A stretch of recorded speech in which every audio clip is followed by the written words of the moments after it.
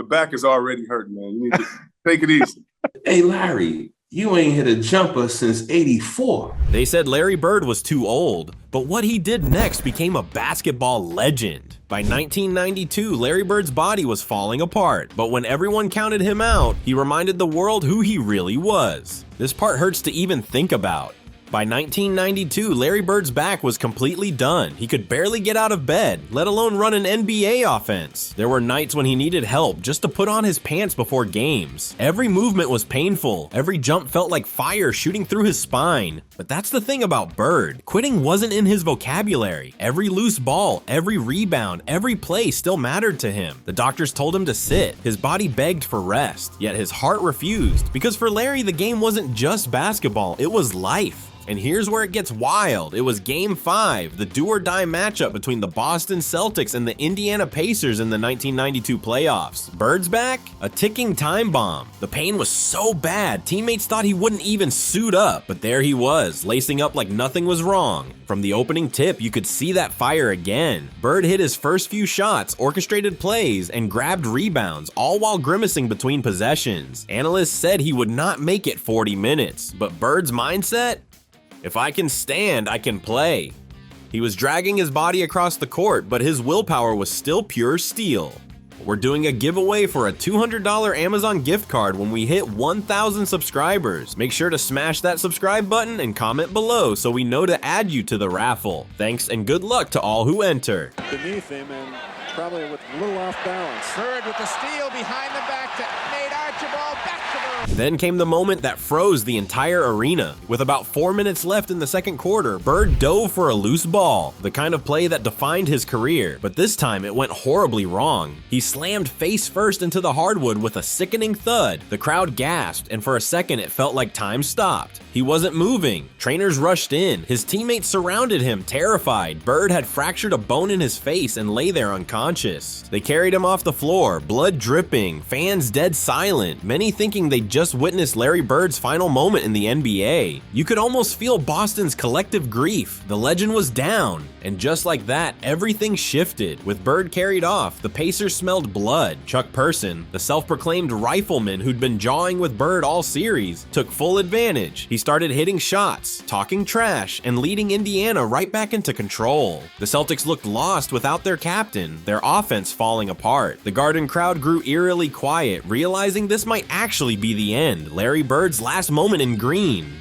On the Pacers bench, the smirks said it all. They thought the old man was done forever. Boston's hero was gone, and it felt like the heart of the team had left with him. Celtics entered the playoffs against the young Indiana Pacers and their brash leader, Chuck Person. Look out, Person puts up a three. He's putting on a show.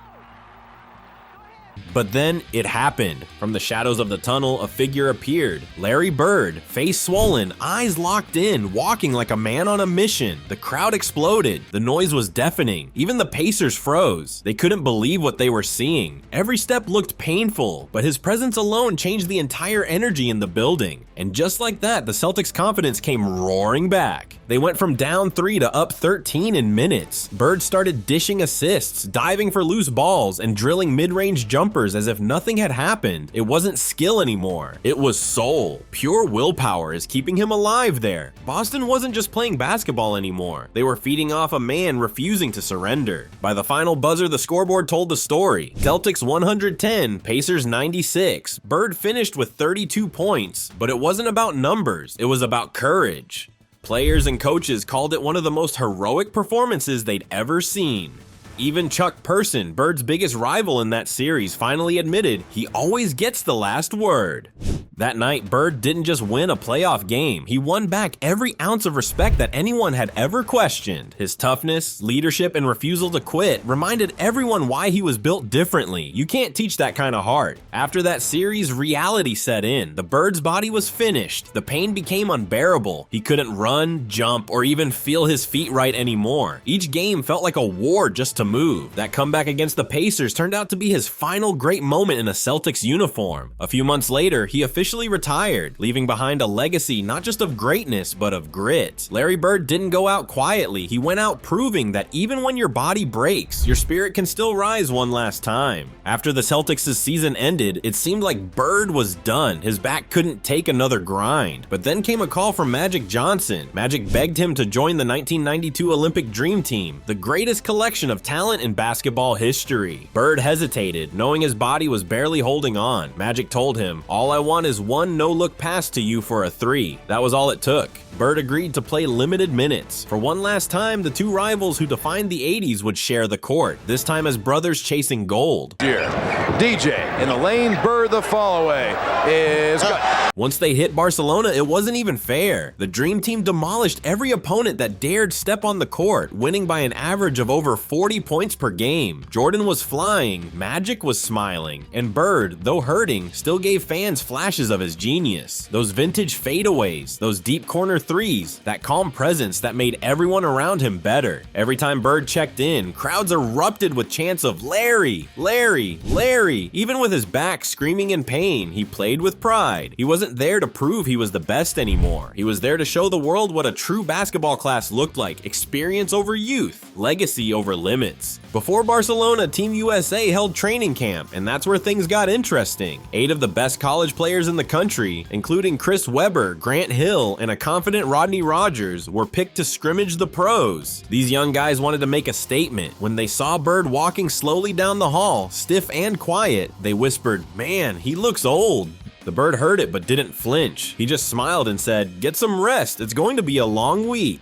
That was Bird's polite warning, the kind that sounds harmless until you realize it was a promise. They laughed it off. They shouldn't have. You're right there. You got to keep him under control. Timeout with 3 seconds. The next morning, the unthinkable happened. The college kids came out blazing, fast breaks, dunks, and energy. The Dream Team looked rusty and disconnected, and before anyone could believe it, the college squad actually beat them. Reporters couldn't stop buzzing. The next generation just humbled the legends. Rodney Rogers, feeling bold, even threw a jab at Bird afterward. "Man, you haven't hit a jumper since '84. The Bird just stared for a second, then turned away without saying a word. But those who knew him best, Magic, Jordan, and Barkley, could feel it instantly. Larry had logged that comment deep in his mind. And when Bird remembered, someone always paid. The very next day, everything flipped. The Dream Team walked into practice with fire in their eyes. No smiles, no jokes, no mercy. You could feel the shift in the air. From the tip-off, it was pure domination. The pros shredded the college kids by nearly 100 points. Every possession was personal, and right in the middle of it was Larry Bird, calm, locked in, and ready to make a point. Magic Johnson kept feeding him the ball again and again, and every time Bird spoke directly to Rodney Rogers before the play. One dribble left, pull up, glass. Swish. One dribble right, spin jumper, bucket. 8, maybe 9 straight times, same result. Then exhausted and aching, Bird lay down near the sideline because his back wouldn't let him sit. He looked at Rogers, smirked, and said, "Young fella, looks like 84, huh?" Everyone lost it. That was Larry Bird, pure skill, pure confidence, proving that legends don't need speed when they've got mastery. Enjoy yourself, dog. You bitch, fuck you. Y'all gave the run for our money. Yeah. I'll see you. All right, take care. Thank you. Work on that golf game of yours.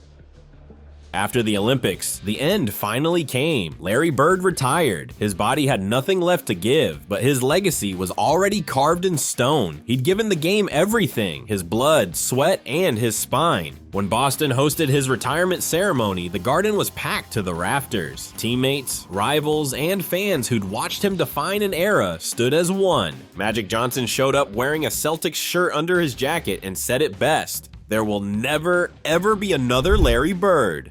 And he was right. The league would see great players again, but never another like Larry. Now it's a pleasure to welcome back the man who headed up USA men's basketball when he wasn't running the Celtics.